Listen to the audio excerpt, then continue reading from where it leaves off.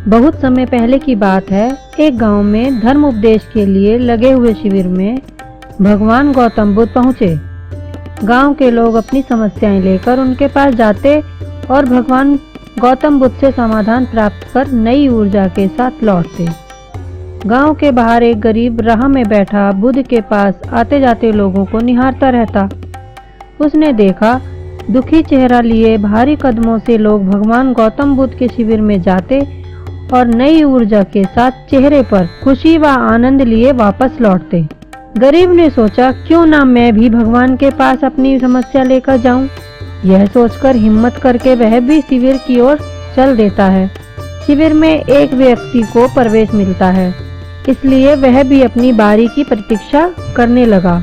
जो कुछ उसने रास्ते में देखा वह अब यहाँ उसे साक्षात देखने को मिला।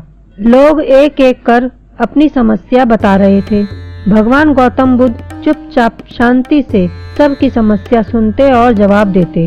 जब उस गरीब की बारी आई, उसने भगवान गौतम बुद्ध को प्रणाम किया और बोला, भगवान मैं ही गरीब क्यों। भगवान गौतम बुद्ध मुस्कुराए और बोले, तुमने कभी किसी को कुछ दिया ही नहीं, इसलिए गरीब हो। वह आश्चर्य से भगवान गौतम बुद्ध का मुंह ताकने लगा और बोला, भगवान मेरे पास देने के लिए कुछ है ही नहीं। बड़ी मुश्किल से गुजारा हो पाता है और कभी कभी तो भूखे ही सोना पड़ता है। मैं इतना गरीब हूँ। भगवान गौतम बुद्ध शांत भाव से बोले, तुम्हारे पास एक चेहरा है, किसी को भी मुस्कुराहट दे सकते हो। तुम्हारे पास मुंह है, किसी को भी प्रशंसा भरे कुछ शब्द दे सकते हो। 2 हाथ हैं तुम्हारे पास, किसी को भी मदद कर सकते हो।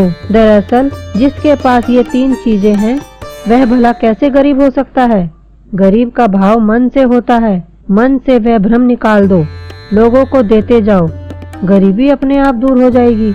यह बातें भगवान बुद्ध से सुनकर गरीब का चेहरा दमक उठा और इस शिक्षा को जीवन में उतारकर सचमुच में जीवन खुशियों से भर गया।